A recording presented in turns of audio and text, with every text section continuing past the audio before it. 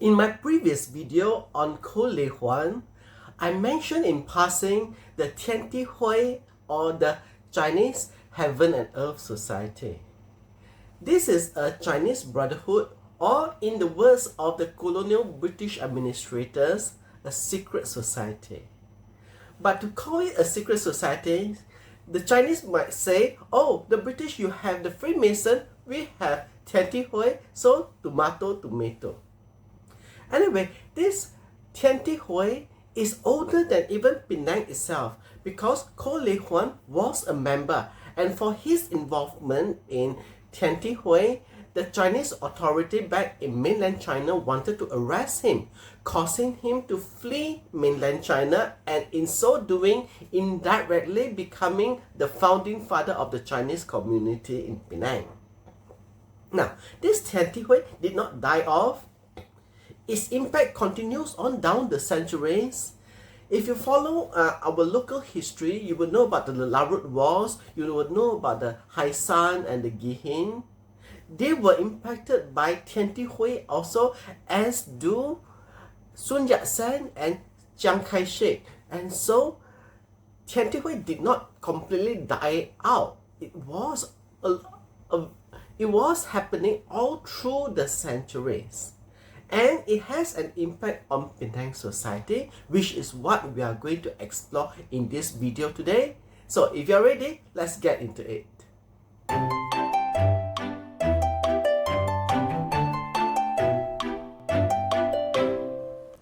Chapter 1, Origin of the Tiandihui, Brotherhood Beneath Heaven and Earth.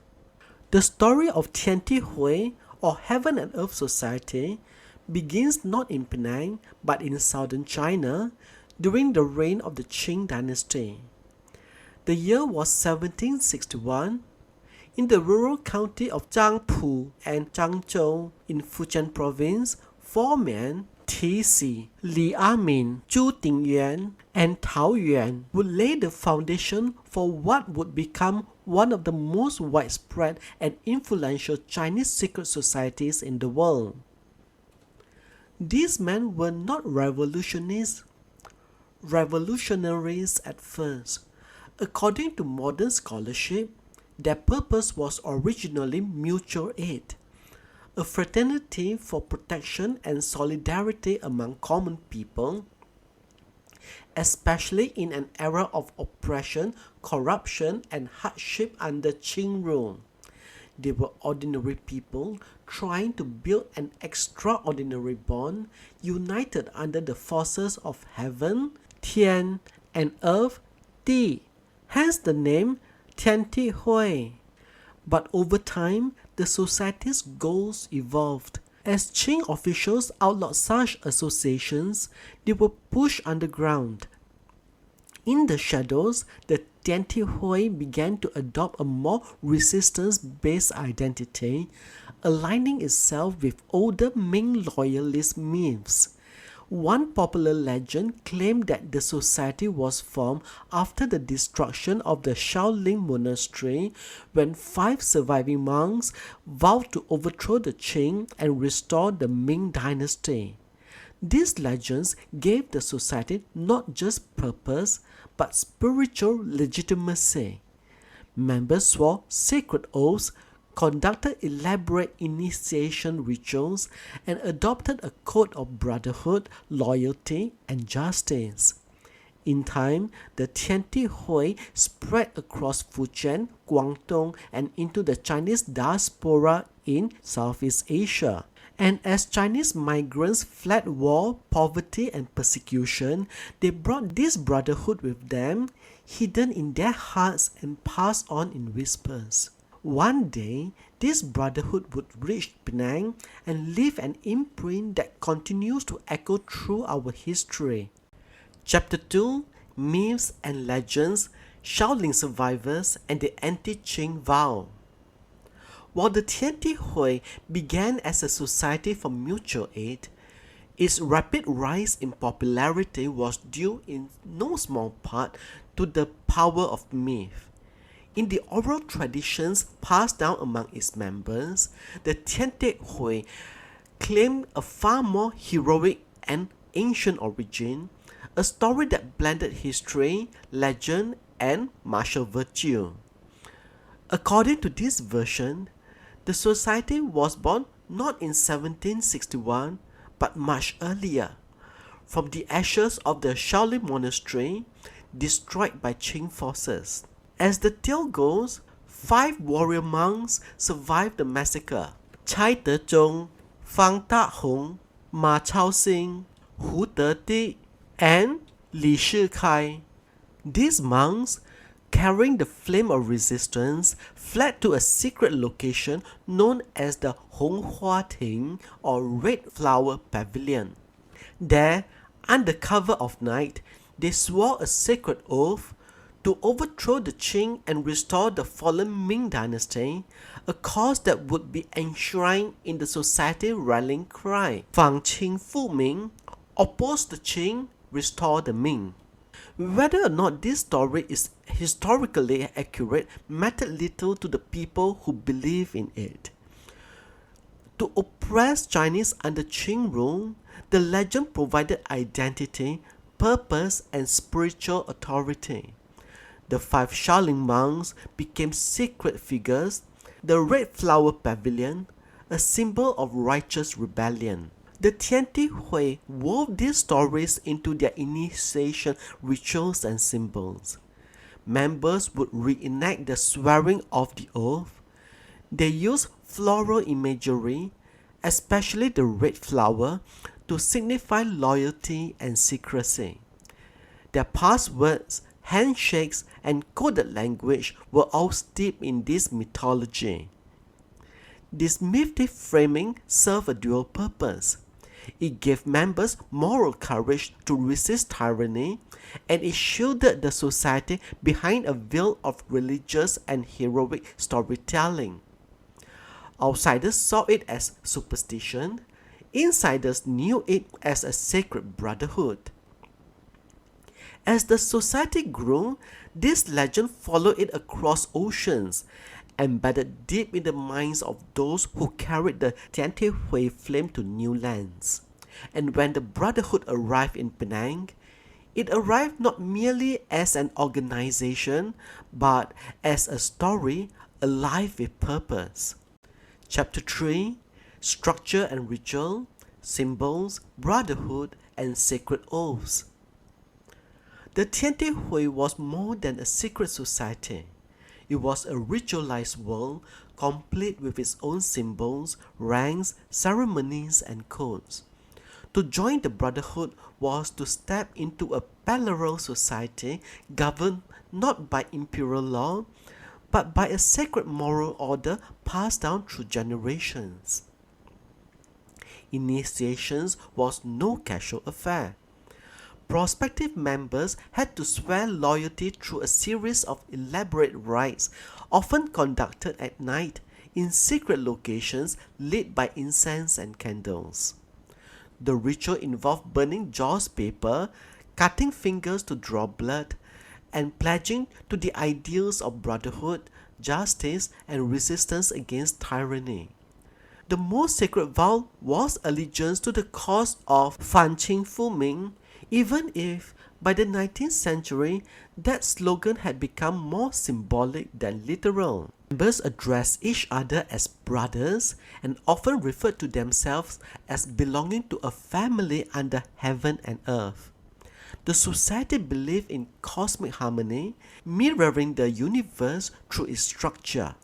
Heaven, earth, and man form a triad of balance represented in its very name, Tiandihui. The organization's internal hierarchy was just as intricate. Members were divided into different levels, often marked by coded names, numbers, and symbols. Leadership titles were inspired by military ranks and metaphors from Chinese cosmology and literature. There were code books, hand signals, passwords, and even symbolic diagrams used to identify fellow members without speaking a word.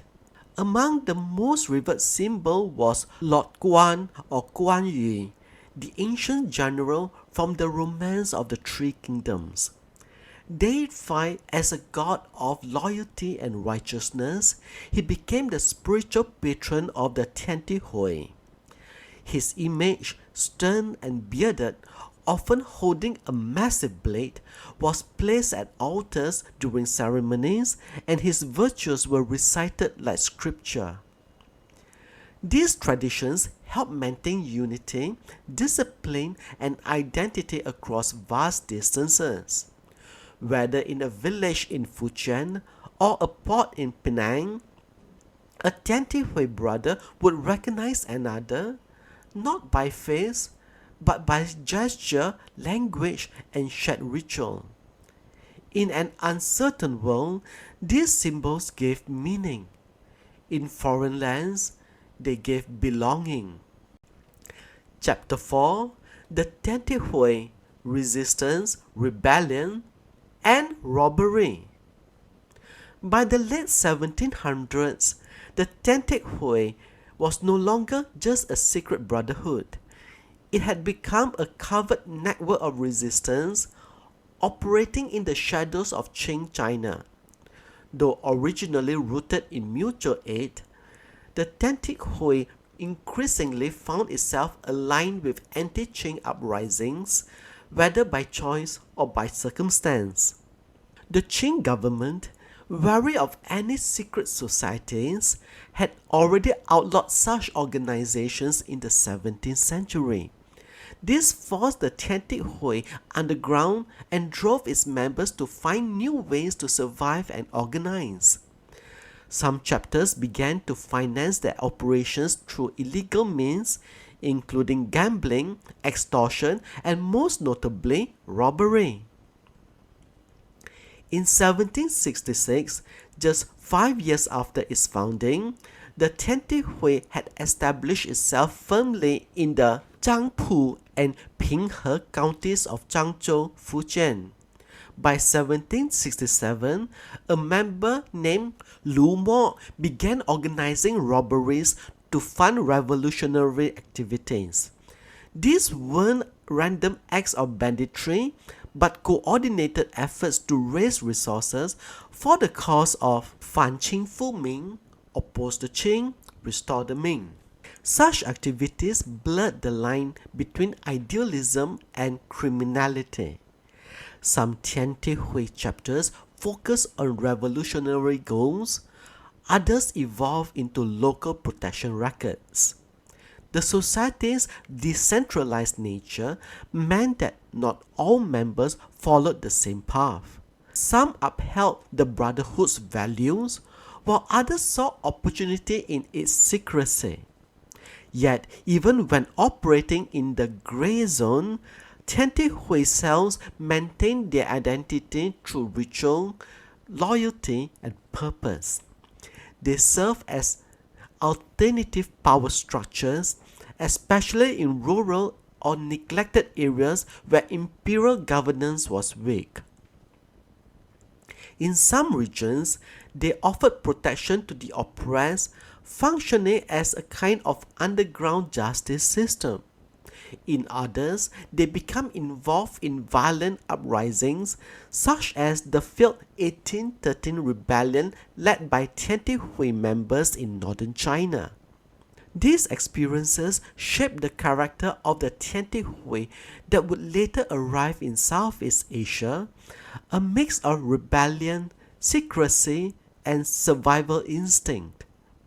When Tiandihui-linked migrants fled to places like Penang, they brought with them not only stories of resistance, but a way of organizing and enduring in foreign lands. Chapter 5: From China to Nanyang, Kolehuan and the Flight to Penang. As the Tiandihui spread across southern China in the 18th century, so too did the reach of Qing repression. Crackdowns on secret societies intensified, especially in provinces like Fujian and Guangdong, where Tiandihui cells were most active. Facing arrest, torture, or death, many members chose exile over execution. Their destination, the Nanyang, the Southern Seas, a Chinese term for Southeast Asia. Among these exiles was a remarkable figure, Ko Lei Huan. Born in Changzhou, Ko was likely involved in anti-Qing activities tied to the Tiandihui or affiliated networks. According to historical accounts, he fled China to escape persecution, first seeking refuge in Siam and later arriving in Penang in the 1780s. At the time, Penang was a fledgling British settlement founded by Francis Light in 1786. Ko Lei Huan quickly rose to prominence as a leader of the local Chinese community, and in 1787 he was appointed Penang's first Kapitan China, a colonial title given to Chinese leaders tasked with managing the community under British rule. But Ko was more than just a community hitman. He was a link between two worlds, the underground brotherhood of the Tiandihui and the emerging colonial order in Southeast Asia. His leadership style reflected the values of the society he had once been part of: mutual aid, solidarity, and resistance when necessary. Under Ko's influence, Penang became a safe haven for Chinese migrants, many of whom had also fled Qing persecution. Some were merchants, others were laborers, and many had ties, directly or indirectly, to the Tiandihui tradition. Together, they brought with them the rituals, values, and structure of the secret society, woven into clan associations, temple networks, and informal brotherhoods. What began as a resistance movement in China had now taken root in Penang, not as an armed rebellion, but as a cultural and social force that helped shape the foundation of the early Chinese community on the island. Chapter 6: Seeds in the Straits. Tiandihui's role in early Chinese settlements. By the late 18th and early 19th centuries, the Chinese had begun establishing themselves in growing numbers throughout the Straits Settlements, Penang, Malacca, and Singapore. While their occupations varied, some were merchants, others farmers, tin miners, or artisans, many shared a common thread. They carried with them the cultural memory and underground traditions of the Tiandihui. In this new world, far from the Qing authorities, the Tiandihui was no longer persecuted, but it didn't operate openly either. It transformed into a clandestine fraternity, working behind the scenes of Chinese communal life. Its members formed what looked like social clubs or clan associations, but underneath lay the old codes: ritual brotherhood, mutual protection, and unwavering loyalty. In Penang, where Ko Lei Huan had laid the foundation of Chinese leadership, Tiandihui-style brotherhoods found fertile ground. They served several functions. They protected newcomers from exploitation. They provided loans, jobs, and housing. They settled disputes that colonial courts could not or would not handle. In effect, the Tiandihui and its offshoots became a parallel society to both the colonial administrators and traditional Chinese clan networks. And because many of these early settlers were Fujianese, the cultural continuity from southern China remained strong. One of the reasons the Tiandihui thrived in Southeast Asia was because it adapted to local conditions. In Penang and elsewhere, it absorbed local dialects, customs, and power structures, and in some cases even operated within the framework of temples or guilds. But its core remained unchanged: oaths of loyalty, secrecy, and the enduring ideals of a righteous brotherhood that transcended family or dialect. Over time, the Tiandihui's name evolved. It came to be known by other names: San He Hui, the Tree Harmony Society, or simply Homeman, but the spirit was the same. In these early Chinese settlements, the Tiandihui wasn't just a secret society, it was a survival mechanism, a structure that allowed a migrant people to hold onto their identity, protect one another, and build a future in a foreign land. Chapter 7: Haisan, Gihin, and the Tiandihui Legacy.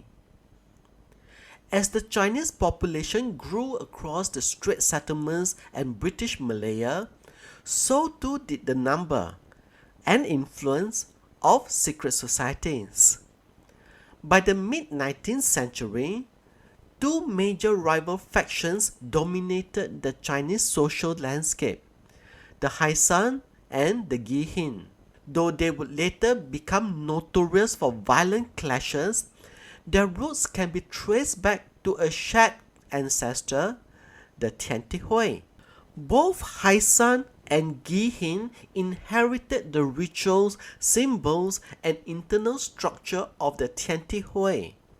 Their members underwent initiation ceremonies modeled on Tiandihui practices. They swore oaths of loyalty to one another, used secret signs and passwords, and revered Lord Guan or Guan Gong as their spiritual guardian. Though they took on different names and evolved independently, their ideological DNA was unmistakably that of the Tiandihui.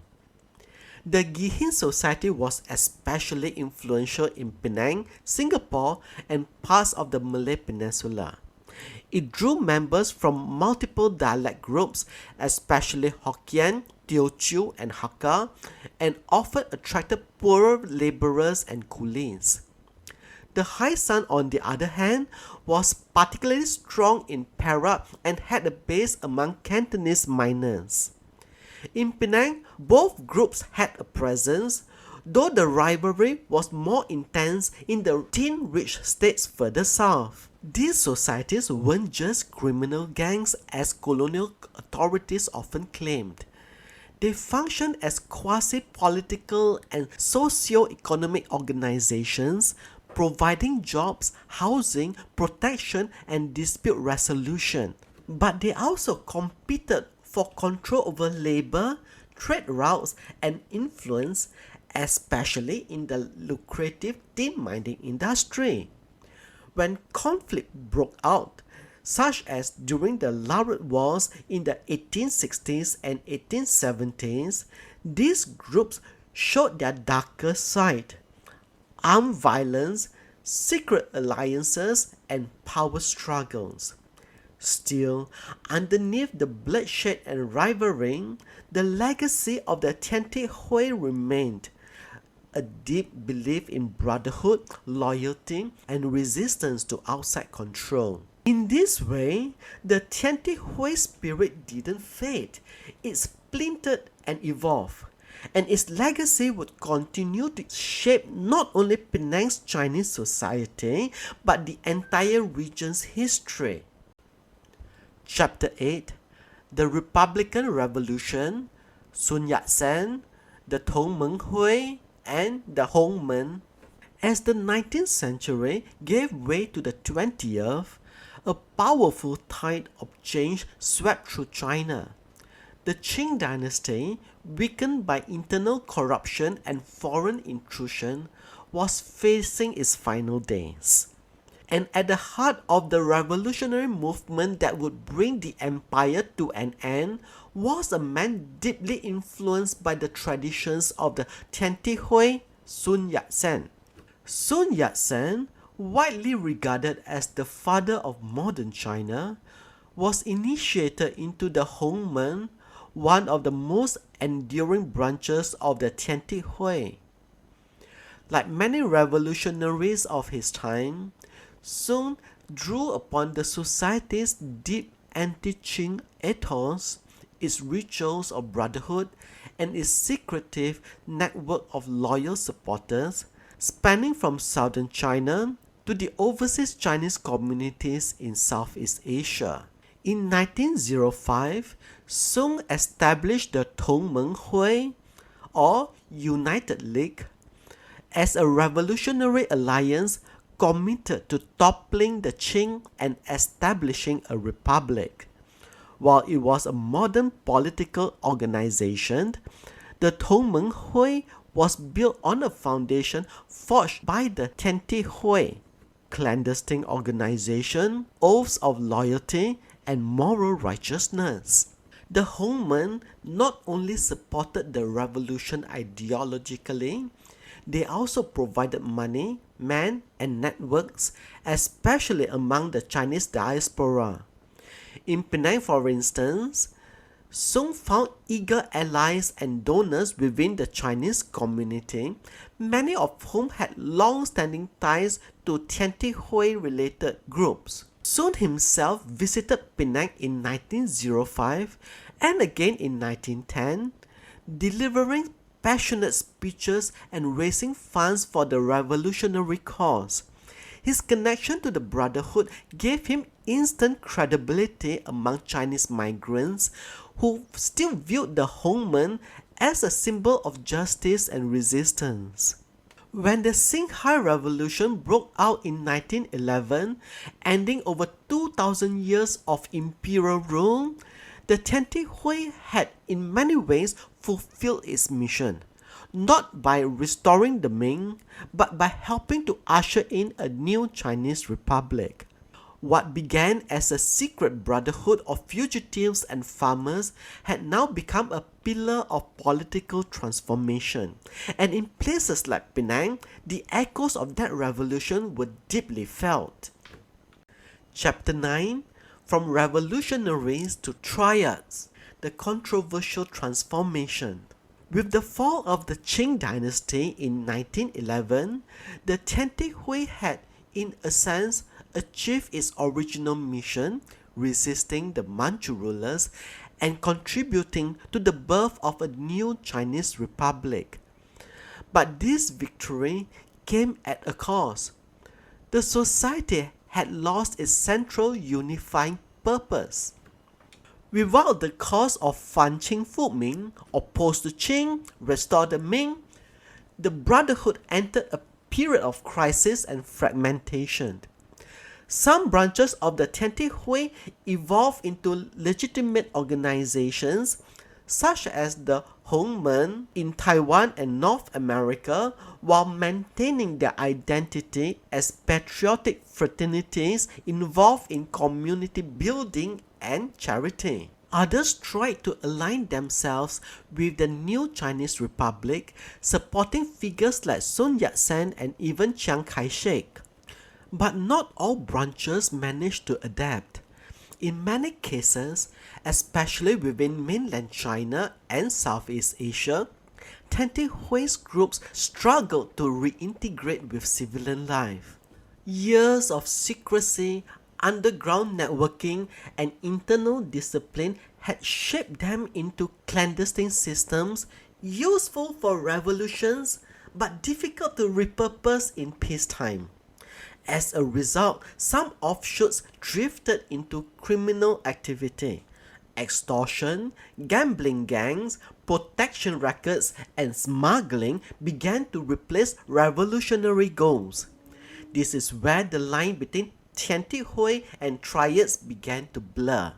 In Hong Kong, British colonial authorities began using the term Triad as a catch-all for all Chinese secret societies, whether they were remnants of the Tiandihui or other groups like the San He Hui. The term came from the Tiandihui's sacred triad of heaven, earth, and man, but in the public eye, it became synonymous with organized crime. This rebranding led to confusion and controversy. Was the Tiandihui a patriotic society or a criminal syndicate? In truth, it had become both, depending on time, place, and the choices of its members. In places like Penang, traces of both identities lingered.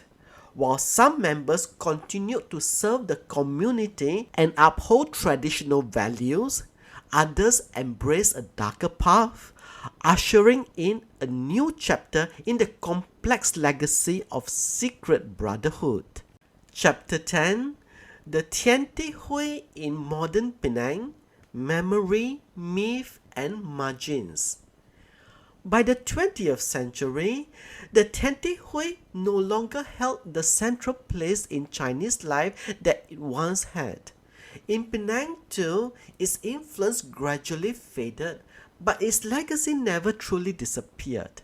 Instead, it shifted into the background, surviving in fragments of memory, in whispered stories, and in the foundation of Chinese communal institutions. Although the name Tiandihui was rarely heard today, its spirit lingers in the way Penang's Chinese community organized itself. Mutual aid societies, temple brotherhoods, and dialect groups. Many of these institutions adopted the language of loyalty, fraternity, and justice, values central to the Tiandihui. Some even carried on ritual elements such as incense ceremonies, coded greetings, and reverence to Lord Guan, Guan Gong, the society's spiritual patron. In modern Penang, the story of the Tiandihui often lives in the age of memory. It's not part of official histories or school textbooks, but it survives in oral traditions, in tales of Ko Lei Huan, the Capitan China who fled Qing persecution, in local lore about secret brotherhoods that once shaped labor movements, temple politics, or even resistance to colonial authorities. However, as with many secret societies, the Tiandihui's legacy is clouded in contradictions. For some, it is remembered with pride, as a symbol of resistance, solidarity, and cultural resistance. For others, it is associated with gang violence, criminality, and social unrest. The truth, as always, lies somewhere in between. Today, Penang's Chinese community is largely peaceful, prosperous, and integrated. But understanding how it got here means tracing the hidden pathways of its past, and the Tiandihui is one of those hidden paths.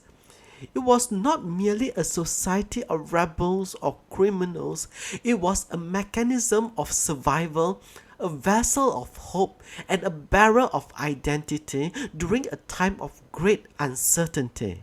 In remembering the Tiandihui, we are not just revisiting a secret society, we are uncovering a chapter of Penang's Chinese story that lives beneath the surface, like the roots of a tree long grown into something greater.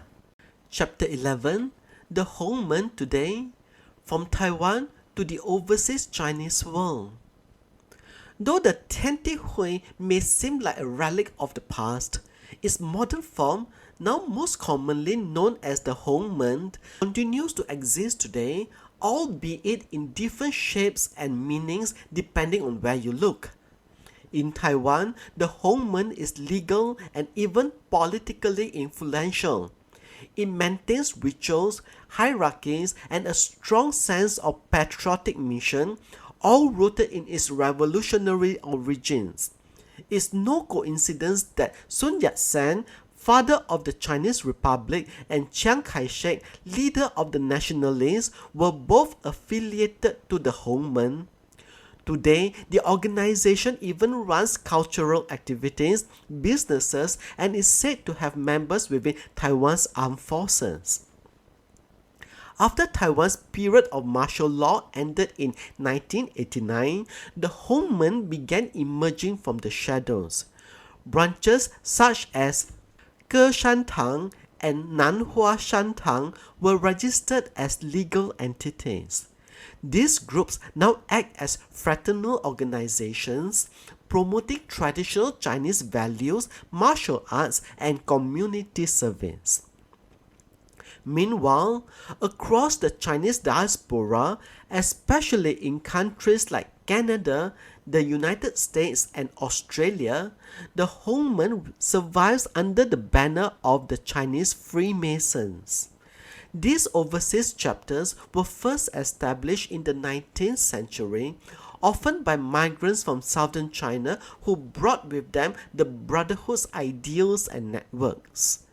In Canada, for example, the Chinese Freemasons have a national headquarters and continue to host events celebrating Chinese culture and the society's revolutionary heritage.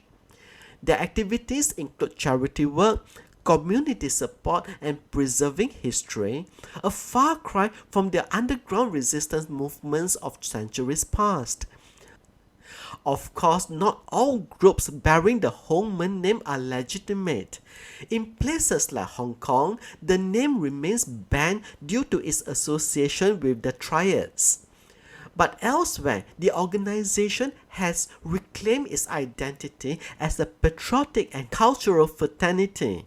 Even if the Tiandihui no longer plays a direct role in Penang, its modern-day descendants continue to represent an enduring legacy, a reminder that Chinese history is never just about emperors or governments, but also about the secret societies that help shape lives behind the scenes.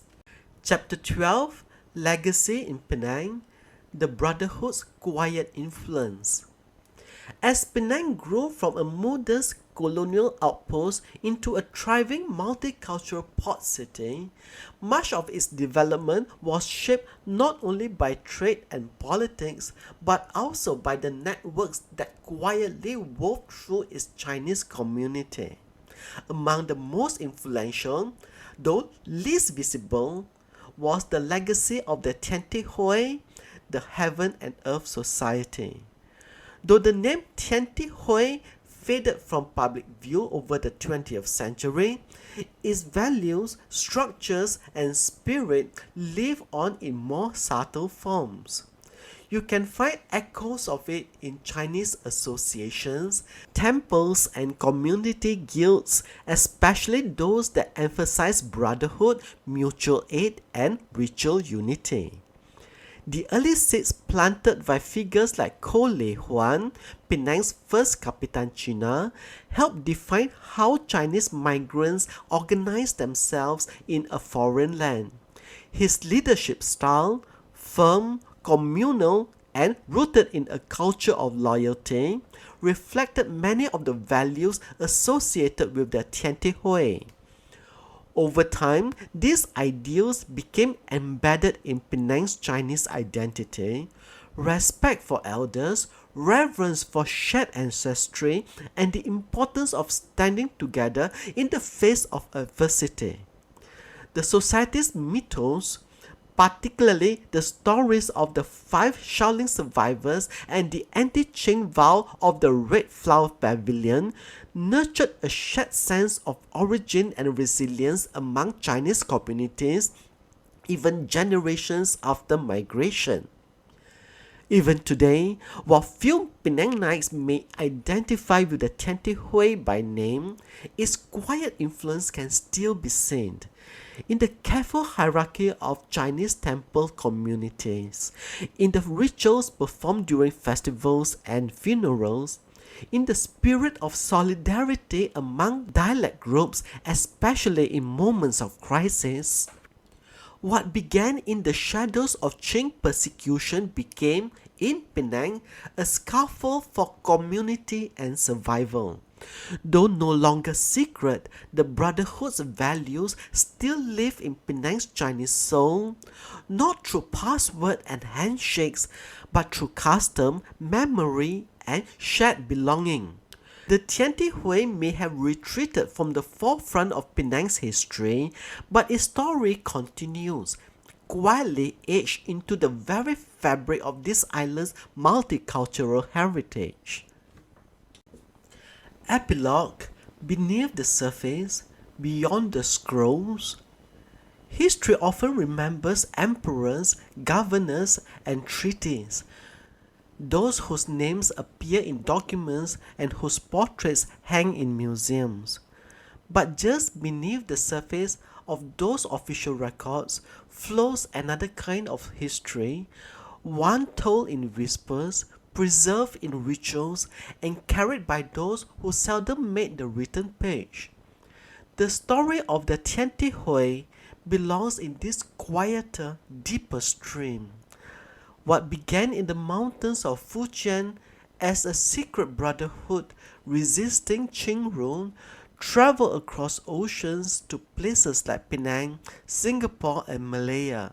It was not always noble, it was not always clean, but it was always human, an expression of people trying to protect themselves, to find community, and to make sense of the world in times of chaos and displacement. In Penang, the Tiandihui did not build monuments or write laws, but it helped build something more enduring, a Chinese identity grounded in solidarity.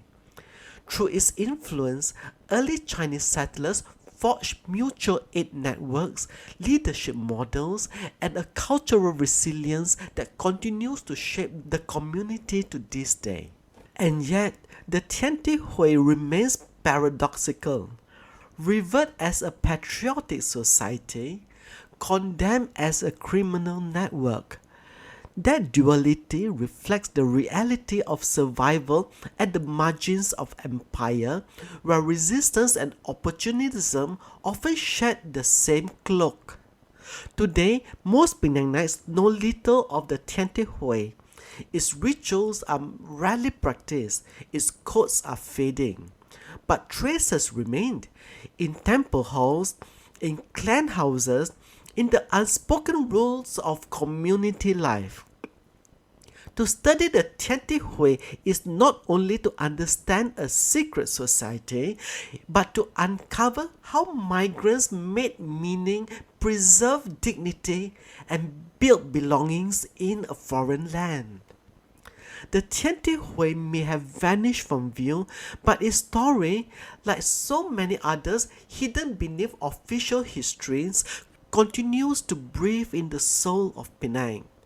And perhaps that is the true power of a brotherhood bound not only by blood and oath, but by memory.